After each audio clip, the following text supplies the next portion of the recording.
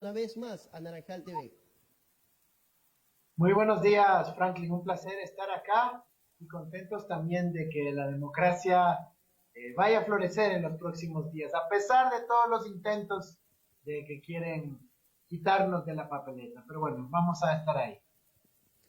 Efectivamente, se especula mucho, como lo decía, sobre la candidatura de Andrés Arauz. Gracias por estar por segunda vez en Naranjal TV. Ya hemos tenido la oportunidad de conversar anteriormente. Economista, sabemos que su agenda es muy apretada. Iniciamos de inmediato y la primera pregunta es, ¿se encuentra en riesgo la candidatura de Andrés Arauz y su binomio? Mira, yo te voy a responder a dos velocidades. A nivel jurídico, a nivel de lo que establece nuestra constitución, nuestra ley, nuestros reglamentos, no hay ningún riesgo. Estamos perfectamente protegidos para que una vez que se sustituya el nombre de Rafael Correa por el de Carlos Rabascal, estemos perfectamente blindados y podamos constar en la papeleta electoral. Esa es la primera velocidad, el primer andarivel. Pero en un segundo andarivel, estamos viendo que ya no toman en cuenta lo que dicen las leyes.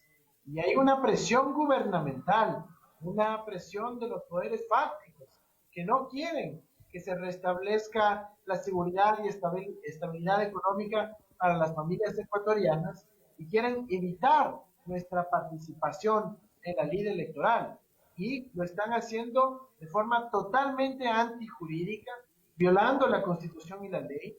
Quieren plantear una interpretación antojadiza sin el marco legal correspondiente para sacarnos de la participación electoral. Por eso, ante esta segunda velocidad, este segundo andarivel, hemos planteado que tenemos que estar presentes en las calles y haremos una vigilia el día de mañana a partir de las 10 de la mañana en el Consejo Nacional Electoral para que esta instancia no se atreva a jugar con fuego, no se atreva a robarnos la democracia. Precisamente de lo que usted comenta ahora quería hablarle. Tengo entendido que diversas organizaciones sociales, organizaciones incluso políticas del país se autoconvocaron para estar mañana en las calles y no solamente en la capital, sino en otras ciudades del Ecuador. ¿Qué conoce usted al respecto? Mira, nosotros queremos hacerlo de una manera absolutamente festiva, de una manera alegre, porque estamos a puertas de que se dé paso a nuestra candidatura. Fuimos uno de los primeros movimientos en inscribir nuestra candidatura a la presidencia. Todo el país fue testigo de la aceptación de la misma. Y luego vimos cómo, a pesar de que Rafael Correa ganó las primarias, luego de unos pocos días sacan una sentencia express en nuestra contra, en contra de Rafael Correa, y obviamente tenemos que cumplir el procedimiento de inscribir a quien ganó las primarias para luego que el CNE lo rechace, plantear el reemplazo con el nombre de Carlos Rabascal. Por eso nosotros estamos muy pendientes de la decisión que vaya a tomar el Consejo Nacional Electoral, que puede ser una de excelentes noticias en donde simplemente nos digan, perfecto, procedan a reemplazar a Rafael Correa porque ustedes consideren, o que este escenario terrible que lamentablemente se está fraguando por presiones del gobierno, por presiones de los poderes fácticos de este país que buscan eliminar la estabilidad económica de las familias ecuatorianas, evitar que llegue el pueblo al poder a través de las fuerzas progresistas y patrióticas que representamos y querer excluirnos totalmente de la participación electoral. Pero yo estoy seguro que el pueblo ecuatoriano no lo permitirá. No lo permitirá porque están viendo en esta opción electoral una luz de esperanza, una posibilidad de recuperar dignidad, una posibilidad de recuperar sus ingresos económicos que les permita solventar las necesidades de sus familias. A propósito del tema también, ¿cómo estarían dados los tiempos? Eso nos gustaría saber y sé que a los naranjaleños y a los ecuatorianos en general que nos ven a esta hora a través de redes sociales, ¿hasta qué día o hasta qué hora el Consejo Nacional Electoral ya debe emitir un veredicto o un resultado sobre el binomio inscrito? Mira, los tiempos son los siguientes. Una vez que nosotros presentamos la documentación la semana pasada, el CNE envió una circular a todos los movimientos y partidos políticos del Ecuador las listas con Andrés Arauz y Rafael Correa, para que si tienen alguna objeción, la presenten. Recibimos ya una objeción el fin de semana. Teníamos hasta anoche, a las 11 de la noche, enviamos ya nuestra respuesta a la objeción presentada por un movimiento político, y luego de eso el CNE tiene 48 horas para resolver el tema de la impugnación, que luego puede ser nuevamente apelado o no, y luego decidir sobre la calificación de los dos nombres que constan en el binomio.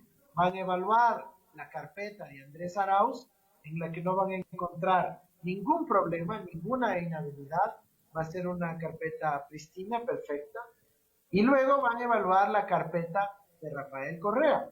En la carpeta de Rafael Correa se encontrarán que tiene ya una sentencia ejecutoriada. Lamentablemente este fue lo que hicieron las fuerzas atrincheradas en una justicia que carece de independencia. Sacaron una sentencia express que le valdrá algún récord mundial.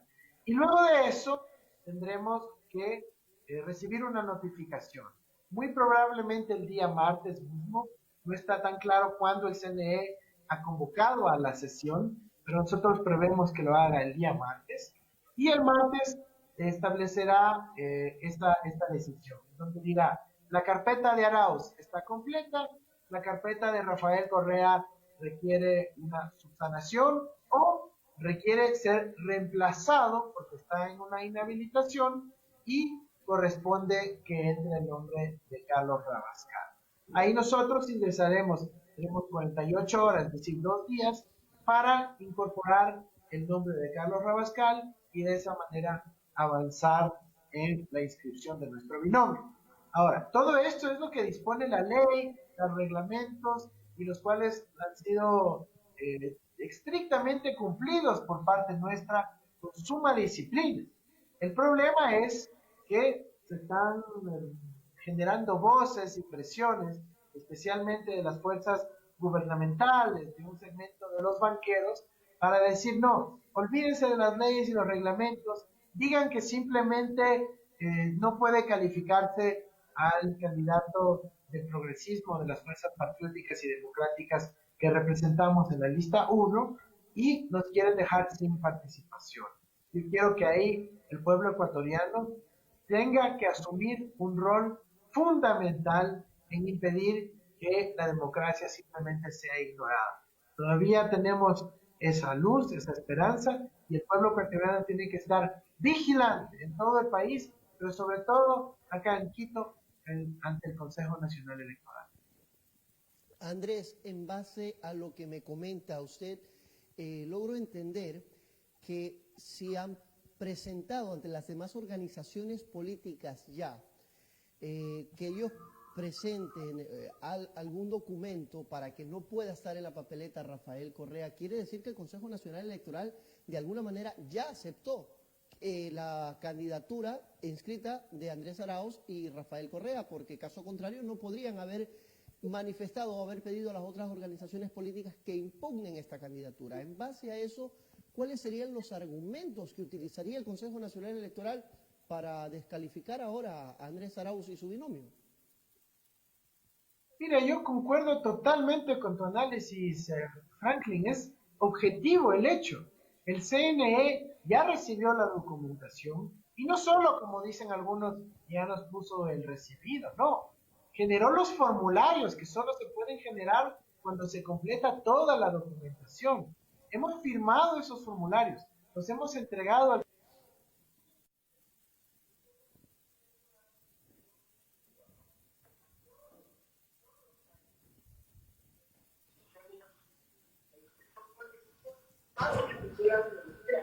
y uno de esos conflictos también le hace la mención de una objeción sobre el nombre de Rafael Correa. Es como el tema de la imagen,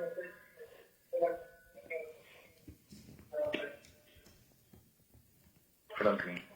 ¿Aló? Sí, Franklin. Entonces, ¿Tenemos algún problema con la conexión a esta hora, economista Andrés Arauz. Nos está escuchando vía telefónica. Economista, ¿me escucha? ¿Aló? Estamos vía telefónica también en esta entrevista, estamos respaldando el audio vía telefónica. Parece que tenemos un pequeño inconveniente con la conexión establecida hasta ahora vía internet. ¿Aló? ¿Me escuchan? Estoy contigo vía telefónica. Ya. Vamos a seguir con la entrevista vía telefónica, vamos a meter el audio. A ver, ahora, lo veo ahora, economista. Ya, hemos restablecido la conexión. Sí, perfecto. Muy bien. Estaba mencionando. Sí. Lo escuchamos. Estaba mencionando, sí. Estaba mencionando que el reglamento disponía al Consejo Nacional Electoral de enviar esta circular a todos los partidos y movimientos políticos del Ecuador. De esa forma no es que solo un acuse recibo o un documento, no, ya lo circuló a todos los movimientos y partidos políticos del Ecuador, otorgando legitimidad a la candidatura de Andrés Arauz y Rafael Correa. Y es sobre eso que un partido también le ha otorgado legitimidad a esta propuesta de binomio al impugnar a uno de los nombres, no a los dos, solo a uno de los nombres, porque el primer nombre, en este caso mío, cumple todos los requisitos sin ninguna inhabilidad y no debería haber ninguna inquietud respecto a mi participación. Estamos conscientes que contra Rafael Correa ha habido una serie de ataques, una sentencia acelerada y obviamente tendremos que reemplazar su nombre si amerita el caso. Pero no vemos ninguna razón, ningún argumento jurídico, ni legal, ni reglamentario que establezca que Andrés Arauz incumplió alguna parte del reglamento. Sinceramente no la vemos y por eso hacemos esa vigilia, porque ante este riesgo de que sería estrictamente político y sin asidero jurídico, tenemos que estar presentes en las calles con una movilización masiva, en donde los ciudadanos hagan respetar su derecho a poder votar por quienes ellos quieren votar y que sea la alternativa para que puedan tener soluciones económicas. Economista Arauz, en base a lo que hemos hablado hasta ahora, podría ser o podríamos estar hablando que nuevamente utilizarían el argumento de el presencial con personalísimo, cuando ya ha quedado entendido, creo, a nivel nacional que personalísimo no es lo mismo que presencial. Yo le hago una pregunta, economista Arauz. Se habla mucho de no participación del binomio Arauz-Correa, Arauz-Rabascal, pero sin embargo Guillermo Lasso, quien públicamente ha dicho que tiene bienes en paraísos fiscales, en teoría no debería poder participar. ¿Ha dicho algo el Consejo Nacional Electoral sobre este tema? Mira, qué interesante lo que planteas, Franklin. Mientras que nosotros hemos cumplido todos los reglamentos que establece el Consejo Nacional Electoral, el señor Lasso ha presentado inclusive una declaración juramentada diciendo que no tiene capitales en paraísos fiscales, cuando es de público conocimiento. Y él mismo ha declarado que su casa, que sus autos están a nombre de una empresa en un paraíso fiscal en las Islas Caimán. Y no es que lo hizo en un blog, lo hizo ante uno de los principales diarios del país, cuando se filtró a nivel internacional un documento que se llamaron los Paradise Papers, que son como los Panama Papers y los publicó el Consorcio de Periodistas de Investigación Internacional. Entonces, realmente ahí hay clarísima inhabilidad para ejercer cargo público, para ser candidato, y a pesar de ello, el Consejo Nacional Electoral aún no se pronuncia al respecto. Nosotros hemos presentado una objeción porque es el deber ético de los ecuatorianos señalar esta inconsistencia legal, que por cierto fue aprobada mediante consulta popular en febrero del 2017. Así que tiene toda la legitimidad del pueblo ecuatoriano para que pueda ser garantizado. Ahora esperemos a ver qué dice el Consejo Nacional Electoral también sobre la candidatura del señor Lasso, que, bueno, Es público, como has mencionado, de que tiene bienes offshore en paraísos fiscales, inclusive un banco de él que opera en el país de Panamá, que es conocido internacionalmente como un paraíso fiscal. Esperemos que el Consejo Nacional Electoral aplique la ley en este sentido y obviamente determine si el señor Lazo cumplió o incumplió con la ley del pacto ético, que es algo importantísimo para que la corrupción no prevalezca en la política ecuatoriana. ¿No han pensado o no tienen planteado ustedes como organización política presentar una impugnación ante la candidatura de Guillermo Lazo? Mira, la impugnación no es a la candidatura como tal del señor Lazo, es al hecho que tiene paraísos fiscales que está contemplado en un artículo del Código de la Democracia, producto de la ley de aplicación de la consulta popular del 2017. Nuestro procurador común de la alianza Listas 1 y Listas 5 presentó la impugnación para que el Consejo Nacional Electoral proceda con la investigación del caso. Hemos provisto los insumos adecuados para que el Consejo Nacional Electoral investigue si sí o no el señor Lazo tiene paraísos fiscales, pero es muy importante que la ciudadanía entienda la aclaración. No estamos objetando a la candidatura del señor Lazo porque es el señor Lazo, sino porque tiene bienes en paraísos fiscales y eso es un impedimento legal. Entonces, es eso lo que se ha presentado. Estamos pendientes de saber si el señor Lazo ha presentado también sus respectivos descargos y la decisión que tomará el CNE para aquello. Lo que sí nos llama la atención es cómo se ha tratado de armar un marco de comunicación por parte de los medios hegemónicos, los medios corporativos grandes y algunas gentes en las redes sociales que dicen, no, miren, es que el binomio Arauz-Rabascal no podrá avanzar, pero ahí sí están calladitos con relación a los paraísos fiscales del señor Lazo. Ese trato inequitativo, esa contradicción sí nos llama mucho la atención y nos demuestra de que hay un peligro para cómo se está construyendo el marco electoral, el marco democrático de nuestro país. Por cierto, nosotros hemos hecho un barrido en redes y un sondeo digital y modestia aparte se podría decir, tenemos números que podrían decir que su candidatura es la más opcionada a llevarse la presidencia de la República. ¿Será por eso que de repente algunas organizaciones políticas o el propio gobierno no quiere que ustedes participen? Absolutamente, Franklin. Es ese el hecho.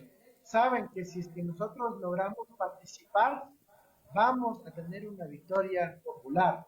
Y no solo una victoria con las justas, perdónenme decirlo, va a ser una victoria abrumadora, porque el pueblo ecuatoriano sabe que en la opción de las listas 1, del progresismo, de la revolución ciudadana, encuentran la opción de recuperar algo de dinero para sus bolsillos, para que puedan luego salir a la tienda, para que puedan salir al mercado, recuperar la situación económica de forma general y de esa manera también recaudar más impuestos para poder recuperar también la inversión pública, la obra, la inversión, las oportunidades de empleo y de trabajo para las familias ecuatorianas.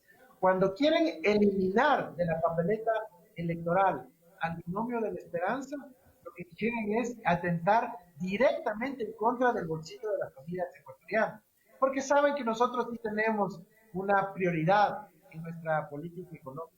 No tener la plata depositada en paraísos fiscales, en Suiza o en Miami, como lo tiene el señor Lazo, o como lo tienen un puñado de grupos económicos en el país, sino que ese dinero de los ecuatorianos, fruto del sudor, de lágrimas, del dolor de las familias ecuatorianas, y fruto de la rica tierra de nuestro Ecuador, tiene que invertirse en el Ecuador. Nosotros decimos, si usted ama a su patria, invierte en su patria, contrate a trabajadores ecuatorianos, compre insumos y materia prima en el mismo Ecuador y de esa manera reactivar nuestra economía.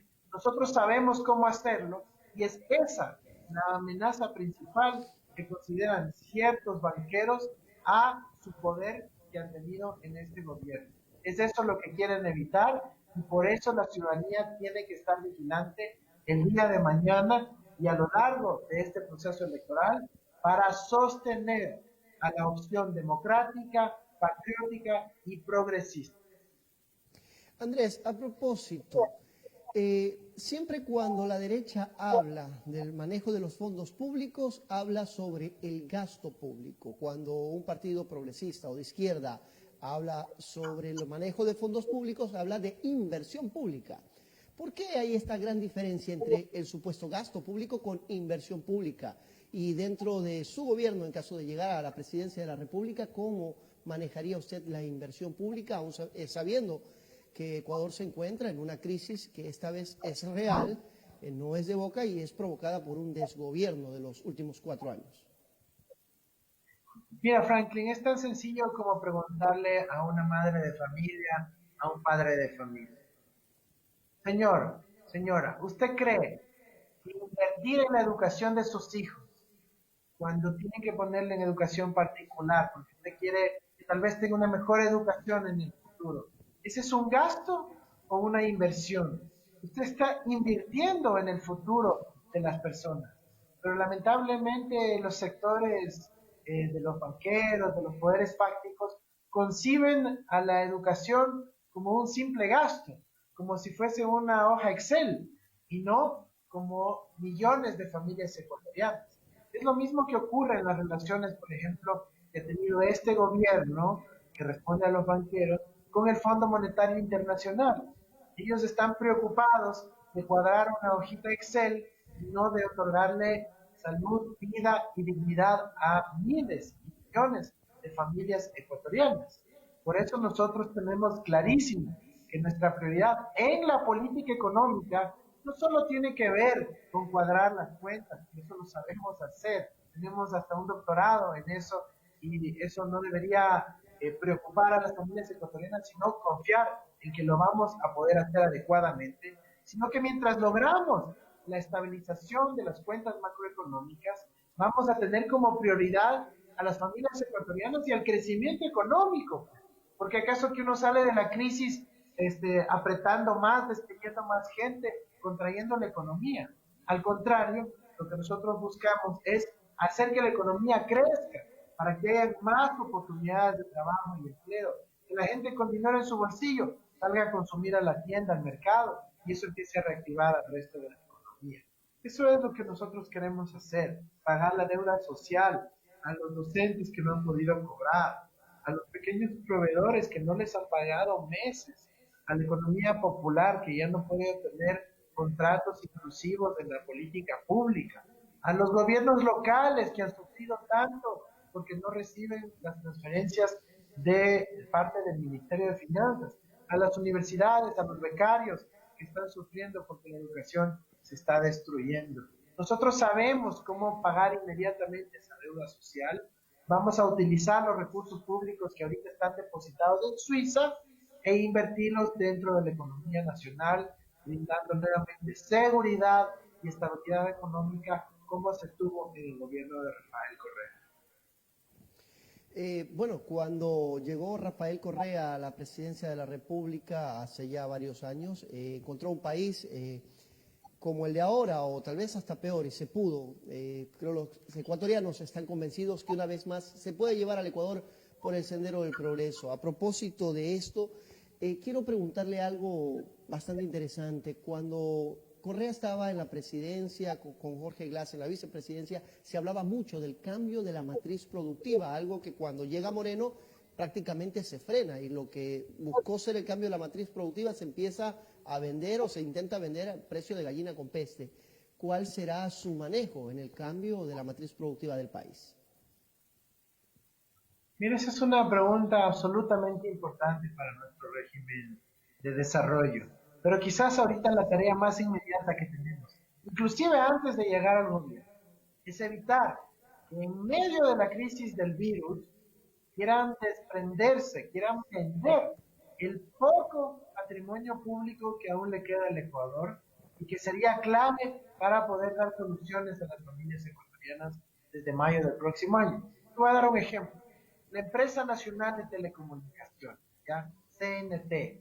Esta es una empresa crítica y ahora, en medio de la pandemia, es absolutamente importante para poder proveer de Internet a lo largo y ancho del país, para que nuestros hijos, nuestras hijas puedan hacer sus deberes, para que los docentes puedan recibir las tareas y puedan enviar las calificaciones, para que puedan interactuar docentes y estudiantes. Y sin embargo, cuando el reto más bien debería ser ampliar la cobertura del Internet, apoyar económicamente a que las familias puedan contratar servicios de Internet o dotarlo directamente, este gobierno quiere privatizar la Empresa Nacional de Telecomunicaciones para que nuestros niños no puedan estudiar en condiciones decentes como le exige la pandemia y el siglo XXI. Eso es un ejemplo clarísimo de cómo, si logramos preservar los activos públicos, en este caso la CNT, para poder apoyar a las familias ecuatorianas en su educación, en su conocimiento, en el acceso también al comercio electrónico, a las ventas que se hagan por los grupos de WhatsApp, a través de el Internet también, es fundamental.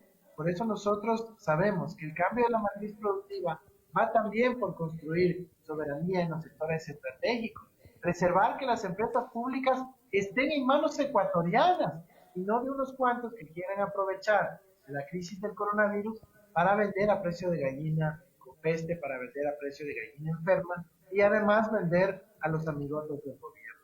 Eso tenemos que prevenir, será un paso fundamental. Por eso también quieren impedir nuestra participación electoral, Frank, porque saben que nosotros revertiremos cualquier de estos negociados de última hora que quiera hacer el gobierno con sus amigotes y preservar esos activos en manos de la sociedad ecuatoriana. Por eso también quieren impedir nuestra participación y por eso el pueblo ecuatoriano estará vigilante para que no se nos quiera quitar la democracia. Usted ha mencionado CNT. Bueno, efectivamente hoy ya incluso no se puede ni siquiera pagar las planillas en las oficinas de CNT, hay que hacerlo a través de entidades privadas que por supuesto cobran comisión. Se ha vuelto a cobrar comisión por parte de los bancos en cada transacción con tarjetas. Pero vámonos más allá en el tema CNT. A nosotros los ecuatorianos nos duele ver cómo se destroza el país y le puedo decir del descuido y desprotección de Galápagos, TAME. Ecuador ya no podrá decir tenemos una aerolínea con bandera ecuatoriana. ¿Qué podemos hacer para volver a rescatar ese orgullo de ser ecuatorianos y que el Ecuador tenga? Mira, Franklin, nosotros estamos empeñados no solo en recuperar el bienestar material de las familias ecuatorianas, es decir, que puedan tener más ingresos, que puedan reactivar su economía, que se respeten los precios de los productores en nuestro campo, que haya crédito para incentivar la producción. Nosotros sabemos cómo hacer eso y va por recuperar la soberanía económica en el manejo tanto de la deuda, de los impuestos, de los recursos naturales y obviamente de reciclar la propia liquidez que sí tiene el Estado ecuatoriano. Pero además de eso, a nosotros nos interesa poder recuperar el autoestima de las familias ecuatorianas. Nosotros dejamos en el 2017 un país de clase media. Claro, pues que no estaban todos los problemas resueltos, y mucho menos en ningún país del mundo todos los problemas están resueltos. Pero ya éramos un país de clase media. La ciudadanía sentía cómo sus aspiraciones se iban cumpliendo, cómo empezaba a tener condiciones dignas, de calidad de vida, oportunidades para que sus hijos puedan estudiar en la universidad, para que sus sobrinos puedan estudiar en el exterior. Y eso es a lo que vamos a recuperar, a poder ser nuevamente embajadores de nuestra patria, ver cómo se recupera nuestro país, vuelve a tener la frente alta, el pecho orgulloso de que somos ecuatorianos. Y eso se logra con políticas de desarrollo. La fortuna, o las buenas decisiones, más bien dicho, nos tienen aquí porque nosotros sabemos cómo gestionar el Estado, cómo gestionar el servicio público. No queremos perder más tiempo ya. Estos 4 años han sido muy dolorosos, una pérdida de tiempo total para la ciudadanía. Hemos ido en retro, básicamente. Ahora lo que tenemos que ir es hacia adelante, hacia el futuro, y para eso se necesita saber gestionar el Estado, un buen manejo de la administración pública, políticas y soluciones que puedan otorgar seguridad y estabilidad económica a las familias y puedan enrumbar nuevamente al país en el camino hacia el desarrollo. Eso no se hace ni en 100 minutos ni en un par de horas. Eso se hace con harto trabajo y buenas políticas públicas, algo que sabemos hacerlo. Lo hemos hecho en el pasado, el pueblo ecuatoriano lo sabe, y ahora lo vamos a hacer más rápido y mejor. A propósito, usted como economista especializado en inversión pública, ¿qué opinión le merece lo que dijo Guillermo Lasso, que él arreglaría la economía del país en los primeros 100 minutos de su mandato? Mira, eso es claramente un engaño a esa ciudadanía ecuatoriana. Él lo sabe perfectamente. Y es como venderte una poción mágica, ¿no? Una fórmula mágica. En el Ecuador no hay fórmulas mágicas. Lo que hay que saber es tomar decisiones. Tomar decisiones para que no sean los bolsillos de unos pocos privilegiados los que se beneficien, para que no sean las empresas fantasmas que tienen un puñado de grupos económicos en guaridas fiscales en Miami, en Suiza, en el exterior, sino que hay que tomar decisiones en beneficio del pueblo ecuatoriano, en donde ese puñado de que han logrado comprar a un gobierno para beneficiarse de ellos, de evitar de las cuentas de los ecuatorianos millones de dólares, de $4 en $4, de comisioncitas de 30 a 50 centavos en 50 centavos, terminado sacándole del bolsillo de las familias ecuatorianas. Nosotros lo que vamos a hacer es tomar decisiones que, claro, van a terminar afectando a unos pocos privilegiados, pero lo único que les pedimos no es dejar de generar riqueza, al revés. Sigan generando riqueza, pero en el Ecuador. Inviertan ese dinero en el país, que van a tener incentivos, seguridad, pero también obviamente mejor control para que se respeten las condiciones dignas de las familias ecuatorianas y se pueda avanzar un programa para todos y para todas. Eso es lo que le proponemos al país, no soluciones mágicas, querido Frank. Le proponemos buenas decisiones en la dirección correcta para poner en orden lo que ha sido realmente una destrucción de nuestro aparato público, de nuestro sistema económico, y para eso se requiere tomar decisiones para brindar soluciones concretas a las familias. Andrés, por cuestión de tiempo de televisión y también por su agenda, que sabemos que es muy apretada en estos días, tengo que ir un poco ya aterrizando la entrevista, pero le hago esta pregunta. ¿Los ecuatorianos pueden estar tranquilos que en caso de llegar Andrés Arauz volveremos a caminar por el sendero del progreso, por nuevamente ver infocentros, subcentros, construcción de hospitales, nuevas vías, la red vial que fue arreglada en el gobierno de Correa, que puedan estar protegidos también los pequeños empresarios? ¿Todo esto se verá si llega Andrés Arauz al gobierno? Por supuesto que sí, por supuesto que sí. Mira, a nosotros nos mueve un profundo amor a la patria, el amor al prójimo también, donde nosotros creemos que tenemos que poner los recursos sociales, los recursos públicos al servicio del pueblo ecuatoriano. Hemos tenido una formación en servicio público, en formación académica durante 15 años ya. Y todo eso que ha sido un trabajo continuo a nivel personal, a nivel social, ahora lo vamos a poner al servicio del Ecuador, al servicio de las familias ecuatorianas. Y eso implica una política de protección de nuestros pequeños productores, de industrialización con nuestra mediana empresa, una política de acceso al crédito para todos los segmentos de la población, no solo en mejores condiciones de tasa de interés y de más largo plazo. Por ejemplo, ahora los transportistas están sufriendo porque por culpa de la pandemia obviamente ha disminuido el volumen del negocio y los bancos les están exigiendo que paguen. Cuando nosotros lo que dimos fue un plan Renova para justamente cambiar los vehículos viejos, antiguos que se han chatarrizado y darles buses y transporte en mejores condiciones que les permita tener más oportunidades de negocio. Y ese es el tipo de políticas que nosotros vamos a impulsar porque lo hemos hecho en el pasado. Vamos a establecer la democratización de la compra pública para que las pequeñas asociaciones de economía popular y solidaria vuelvan a tener trabajo, vuelvan a haber oportunidades económicas en todas las provincias del país. Vamos a impulsar el desarrollo de la infraestructura para que volvamos a tener educación y salud de calidad, para que vamos a tener vialidad secundaria. Vamos a preservar esos infocentros que son claves en el siglo XXI. Vamos a impulsar también que los gobiernos locales y los gobiernos provinciales tengan más crédito para hacer obra en todo el país.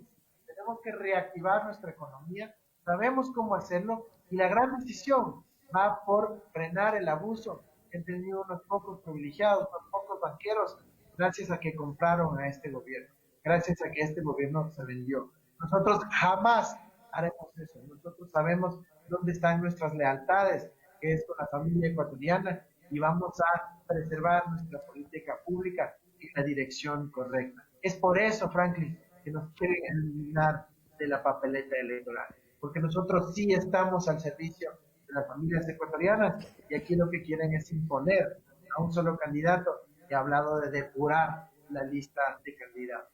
Nosotros creemos más bien en la participación democrática y que la diversidad amplia, rica, que tiene nuestro país se pueda ver reflejada en esa papeleta electoral y la ciudadanía tiene que cumplir un rol muy activo en esa dirección comenzando el día de mañana. Andrés, estamos, como le había mencionado al principio de esta entrevista, conectados con otros medios a nivel nacional, en la provincia del Oro, en la provincia de Azuay. Precisamente la gente de Periodismo en Llamas de Azuay, de Cuenca, nos pide que le preguntemos si se va a garantizar a los jóvenes el libre ingreso a las universidades para poder obtener educación. Gracias, Franklin, por la pregunta. Ese es un tema absolutamente crucial para nuestro país.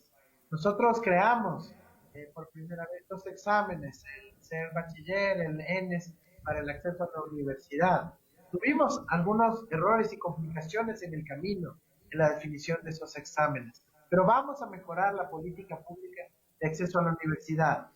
Lamentablemente el problema no es una prueba o la carencia o no de un examen. El problema es más profundo y tiene que ver con la cantidad de cupos que ofrecen las universidades. Y eso implica construir más infraestructura, contratar más docentes, tener más laboratorios, en fin, tener más recursos en nuestro sistema universitario. Lo que ha hecho este gobierno de eliminar más de 218 millones de dólares de las universidades impide que más gente pueda matricularse y pueda participar en el sistema. Y nosotros lo que vamos a hacer es, obviamente, construir una mayor oferta, pero esto se va a tomar su tiempo, porque construir una universidad o un instituto superior demora alrededor de año y medio, 2 años. Pero mientras tanto, vamos a dar salidas laborales inmediatas, con políticas de trabajo digno universal, porque no podemos tener a casi una generación entera de ecuatorianos que ni estudian ni trabajan y está básicamente perdiéndose ese talento humano ecuatoriano, su creatividad, su productividad, y eso termina afectando a nuestra estabilidad económica del futuro. Así que vamos a tener una política muy democrática, que es, si un joven ecuatoriano quiere trabajar, tiene las ganas de trabajar, va a poder trabajar. Vamos a conseguir el trabajo como un derecho humano, y si el Estado tiene que cumplir un rol para que podamos garantizar ese derecho, pues así será. Vamos a plantear una política post pandemia que vaya hacia la masificación de las oportunidades educativas, pero también hacia la masificación de oportunidades laborales, especialmente para nuestros jóvenes. Y para ello vamos a implementar políticas públicas que sí podrán tener salidas inmediatas y otras que demorarán un par de años en cristalizarse, porque así es como se construye la política educativa de un país. Andrés, también me llega otra pregunta desde la provincia del Oro. Nos hablan a propósito de las protestas dadas por los médicos que hace poco eran héroes y que una vez de pasar de ser héroes ya no recibían sus pagos. Sin embargo, las fuerzas militares, fuerzas policiales del país están al día. ¿Será porque estas protegen al gobierno y porque los otros ya no son tan importantes? ¿Qué pasará en el tema de medicina, en tema de salud? Mira, la salud es y será una prioridad para nosotros, no solo en el contexto de la pandemia. Ahí tenemos que hacer la pausa y empezar a reconocer esa gran labor que han hecho nuestros profesionales de la salud, que han hecho los técnicos de atención primaria en salud a lo largo y ancho de nuestro país. Ha sido fundamental la labor que ellos han hecho. Son los héroes y las heroínas de los tiempos modernos y eso sabremos reconocerlo en nuestra política pública. Nunca más el atraso o la disminución del pago para nuestros posgradistas, para nuestros internos también tenemos que reconocerles esa dimensión de su aporte desde la perspectiva de la salud y también de la educación, en este caso sanitaria, para el bien del país. Nosotros jamás violaremos los derechos de nuestros compañeros posgradistas. Mira, yo tuve un gran amigo mío, posgradista también de la universidad pública, en el sistema de salud pública, que falleció en medio de la pandemia y le quedaron debiendo varios meses de sueldo, de estipendio, de remuneración al ser posgradista. Qué doloroso eso. No puede ser que nuestro país no tenga claras las prioridades. En medio de la pandemia, la ministra de Salud renunció diciendo que el ministro de Economía no le daba un centavo extra para atender la emergencia sanitaria. Luego supimos que hubo despidos masivos, que hubo disminución del gasto en salud en pleno año de la pandemia. Mientras todo eso pasaba, el gobierno prepagó anticipadamente 2.000 millones de dólares al exterior. ¿Sabes cuánto se podía haber pagado eso? A todos los trabajadores de la salud, inclusive a buena parte de todos los trabajadores de nuestro Ministerio de Educación. Así que plata sí hay, ya viene, sí existen estos recursos. Lo que no hay son las prioridades claras. Ahorita está como prioridad atender unos cuatro balances de los banqueros de Nueva York, de Luxemburgo, y no atender a las familias ecuatorianas, a nuestros servidores públicos, a una adecuada infraestructura de salud, a un correcto abastecimiento de nuestro sistema de medicinas, de insumos médicos, que es tan importante en la época que estamos viviendo. Me va a permitir, Andrés, que me lleve esta entrevista hasta las 8:30. La verdad, hay muchísima gente que está interesada en conocer lo que usted está expresando. Nos están bombardeando el teléfono ahora mismo con más preguntas, interrogantes para usted, pero quería hablarle un poquito también acá de Naranjal. Naranjal, sin duda, un respaldo inmenso al correísmo, al exmandatario Rafael Correa, y hoy hacia la candidatura de Andrés Arauz. El sector pesquero artesanal, Naranjal, con el cangrejo rojo tiene mucha pesca artesanal y se ven desprotegidos. Ellos aseguran que las leyes en favor de ellos no se están cumpliendo. ¿Qué tendríamos previsto o planteado para los pescadores artesanales? Mira qué bien que me preguntas eso. Nosotros tenemos una cantidad de políticas para los pescadores artesanales. Vamos hablando de la pesca de altura, de también las otras pescas, porque es un sector también diverso, ¿no es cierto? Otros sectores pesqueros. En el caso del cangrejo, por ejemplo, nosotros hemos planteado hacer una política pública junto con el sector para que pueda existir el bono cangrejero para las épocas de veda. Siempre la época de veda es complicada para el sector, porque como no pueden sacar, ¿no es cierto?, la producción del cangrejo y comercializarla, siempre genera un bajón ahí en la situación económica de nuestros hermanos dedicados al cangrejo. Y ahí vamos a hacer un bono cangrejero que junto con el mismo sector, con los excedentes que se van generando a lo largo del año, establecer un pequeño fondito para que pueda cubrir esa época, digamos, de la veda, ¿no? En cada año. Eso es un gran ejemplo muy concreto que nos puede permitir a dar estabilidad y seguridad económica aún en los tiempos de veda. También vamos a hablar ya con los sectores de la pesca artesanal para un plan Renova para la pesca, en donde lo que buscamos es renovar, ¿no es cierto?, la flota también de la pesca artesanal que tiene nuestro país, las embarcaciones para que puedan cumplir condiciones modernas en términos de sus embarcaciones, de los motores que usan, y además les brinden seguridad para evitar el robo, el asalto de sus embarcaciones, de sus motores, y que incorpore además una seguridad a través de los medios de las tecnologías de información que permita un monitoreo permanente y no solo que tengan mejores condiciones económicas, con crédito a largo plazo, con chartarización de las embarcaciones antiguas, sino además también seguridad para nuestros pescadores artesanales. También vamos a trabajar en algo que es muy importante y a partir de lo cual nace todo, y es una institucionalidad adecuada para el sector de la pesca en el país. Mira, si tú sumas acuacultura y pesca, ya superan inclusive a todo lo que es la exportación tradicional del banano en el Ecuador y se acerca a los rubros del petróleo, con la gran diferencia que en el petróleo podremos tener decenas de miles de familias en su cadena productiva, pero en la pesca, en la acuacultura, tenemos a cientos de miles de familias. Así que sí es pertinente que tengamos un ministerio para la pesca artesanal, para los otros sectores pesqueros, y eso va a ser muy importante para que por fin podamos tener una política adecuada para toda esta gran comunidad en el Ecuador, en la costa ecuatoriana y obviamente en Naranjal. Tenemos también políticas para ese sector vinculadas a la soberanía alimentaria, a establecer una adecuada política de almacenamiento y comercialización, la cadena de frío tan importante, el repotenciar y dar mantenimiento a los puertos pesqueros que se construyeron en la Revolución Ciudadana.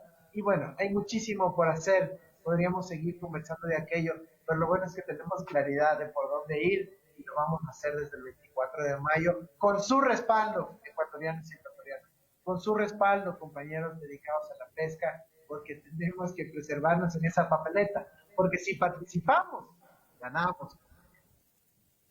Tuve la oportunidad de preguntarle al economista Correa cuáles serían las recetas para salir de la crisis o para revertir todo el daño causado. Y me dijo, Franklin, tu pregunta me da para un seminario. Así que como usted lo dice, podríamos aquí hablar horas y horas sobre esto. Pero sí le pregunto puntualmente, ya para ir despidiéndonos, sobre la justicia.